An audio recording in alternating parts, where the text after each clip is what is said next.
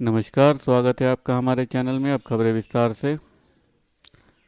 Samajwadi party ने शनिवार को लोकसभा चुनाव के लिए उत्तर प्रदेश के 6 उम्मीदवारों की अपनी 5वीं सूची जारी की, जिसमें पार्टी ने धर्मेंद्र यादव को आजमगढ़ लोकसभा सीट से अपना उम्मीदवार घोषित किया है।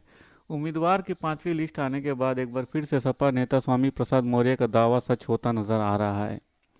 सपा ने अपनी 5वीं लिस्ट में सोशल मीडिया मंच एक्स पर यह जानकारी दी। सपा ने उत्तर प्रदेश से लोकसभा चुनाव के लिए 6 उम्मीदवारों की घोषणा की।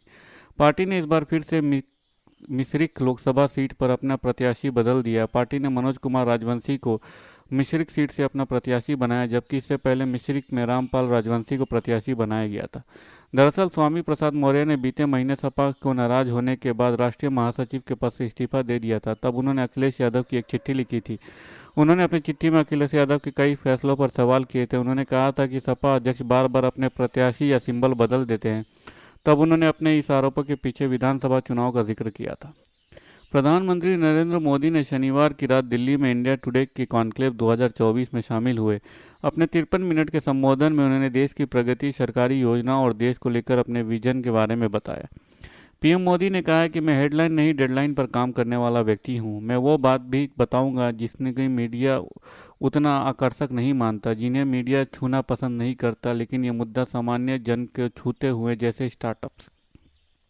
उन्होंने कहा है कि आप 2019-29 पर अटक गए हैं। मैं 2047 के लिए लगा हुआ हूँ। आज ही भारत में दुनिया के सबसे बड़े लोकतंत्र में चुनावी प्रक्रिया की शुरुआत हुई है। आज 1.25 लाख स्टार्टअप्स रजिस्टर्ड हैं। भारत के स्टार्टअप क्रांति की असली पहचान है। ये भारत के 600 जिलों में है। मोदी ने कहा है कि इतने जिलों में स्टार्टअप्स होना, यानी टायर 2-3 के नौजवान इसके अगुवाई कर रहे हैं। जिस दिल में कभी स्टार्टअप के बारे में चर्चा नहीं की, उसे स्टार्टअप की बात करने के लिए मजबूर होना पड़ा है।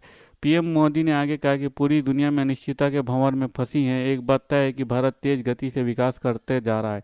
आज मूड ऑफ नेशन भारत को दुनिया की तीसरी सबसे बड़ी इकोनॉमी बनाने का कह रहा है। पीएम मोदी ने आगे कहा कि जिस योजना से परिवर्तन आ रहा है उसकी चर्चा जरूरी है। ये है मुद्रा योजना। बैंक से लोन लेने के लिए युवाओं को गारंटी लेनी पड़ती थी।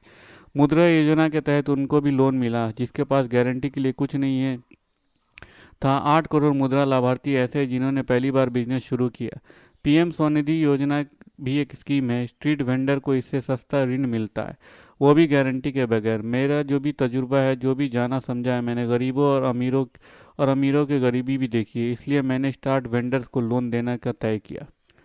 समाजवादी पार्टी ने उत्तर प्रदेश के आजमगढ़ सीट पर अपने प्रत्याशी उतार दिए। अखिलेश यादव ने एक बार फिर धर्मेंद्र यादव पर विश्वास जताते हुए उन्हें टिकट दिया।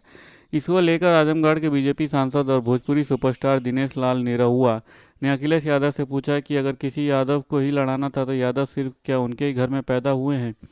आज तक से बात करते हुए लाल यादव ने कहा कि अखिलेश यादव को आजमगढ़ में फिर से परिवार को भेजने की ज़रूरत नहीं थी। बीजेपी सांसद ने कहा कि आजमगढ़ में किसी और प्रत्याशी को उतारा जा सकता था।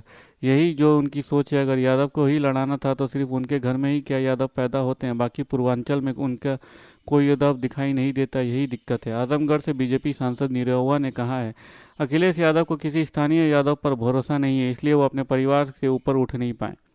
वहीं अहीर रेजिमेंट को लेकर कहा गया है कि उसके खुद जिम्मेदार अहीर हैं, क्योंकि उन्होंने अहीरों को कभी प्रत्याशी चुना ही नहीं। अगर वो भारतीय जनता पार्टी और अहीर के पसंद करते हैं तब वो अहीर रेजिमेंट गठित हो गया होता। निरहुआ ने कहा कि अगर एक बार फिर मोदी सरकार बनने जा रही है तो वो गाना गाकर जनता से अपील की कि देश की तरक्की और खुशहाली के लिए भारतीय जनता पार्टी को बम्पर वोट से जीत दिलाएं। प्रधानमंत्री नरेंद्र मोदी ने इंडिया टुडे इनक्लेव 2024 के मंच पर रीडिफाइनिंग भारत के विषय पर लोगों को संबोधित किया, जहां उन्होंने अपनी सरकार की कई योजनाओं का जिक्र किया और कहा कि 2029 की तैयारी में नहीं बल्कि 2047 के लिए लगा हुआ हूं। पीएम मोदी ने अपने संबोधन में ईज ऑफ लिविंग और जिक्र करते हुए कहा है कि मेरा मिशन 2047 सफल होते है तो मैं लोगों के जीवन से सरकार के दखल को बाहर कर दूंगा। उन्होंने अपने संबोधन में ये भी कहा है कि मैं अक्सर कहता हूं कि लोगों के जीवन सरकार के दबाव भी नहीं और सरकार का अभाव भी नहीं होना चाहिए। अगर कोई गरीब है तो उसको लगना नहीं चाहिए कि संकट के वक्त उनके पास कोई आया नहीं। अभाव नहीं होना चाहिए। सरकार की जहां ज़रूरत है वहां सरकार को होना चाहिए, लेकिन ये तरीका है कि आए दिन सरकार काम में टांग अड़ाती है। और अगर मेरा 2047 तक का मिशन पूरा हुआ तो मानकर चलिए तो मैं सरकार नागरिक के जीवन से सरकार को दखल को बाहर निकाल दूंगा। बिहार के कांग्रेस अध्यक्ष अखिलेश प्रसाद सिंह ने शनिवार को कहा कि पार्टी राज्य में 10 से ज़्यादा लोकसभा सीटों पर चुनाव लड़ना चाहेगी। इसके अलावा उन्होंने केंद्रीय मंत्री और एलजेपी नेता पशुपति कुमार पारस जैसे असंतुष्ट एनडीए सहयोगियों की तरफ इशारा करते हुए कहा कि अगर वो स्विच करना चाहते हैं तो कांग्रेस में उनका स्वागत है। पत्रकारों से बात करते हुए अखिलेश प्रसाद ने कहा है कि कांग्रेस के राज्य चुनाव समिति ने शनिवार को मीटिंग की है। हमारे केंद्रीय नेतृत्व के महागठबंधन के सहयोगियों के साथ सीट बंटवारे का फॉर्मूला तय करने के लिए अधिकृत किया गया है। पिछले लोकसभा चुनाव में कांग्रेस ने 10 सीटों पर चुनाव लड़ा था। इस बार हम निश्चित रूप से उससे ज़्यादा सीटों पर चुनाव लड़ना चाहेंगे। हालांकि उन्होंने ये साफ कर दिया कि इस संबंध में आखिरी फैसला केंद्रीय नेतृत्व द्वारा लिया जाएगा। केंद्रीय मंत्री और एलजेपी नेता पशुपति कुमार पारस ने शुक्रवार को बीजेपी पर उनके एलजेपी गुट के साथ न्याय नहीं करने का आरोप लगाया था और संकेत दिया था कि वो एनडीए छोड़ सकते हैं। उन्होंने जोर देकर कहा कि कभी भी कहीं जाने के लिए आज़ाद हैं और दरवाजे खुले हुए हैं। इस वजह से राज्य कांग्रेस अध्यक्ष ने उन्हें इशारों इशारों में कांग्रेस ज्वाइन करने का निमंत्रण दे दिया। धन्यवाद। खबरें समाप्त हुई। अगर आपको हमारे वीडियो के कंटेंट पसंद आ रहे हैं तो इसे लाइक और सब्सक्राइब जरूर कीजिए। अपने परिवार और दोस्तों में शेयर कीजिए और अपने सुझाव कमेंट बॉक्स में पोस्ट करना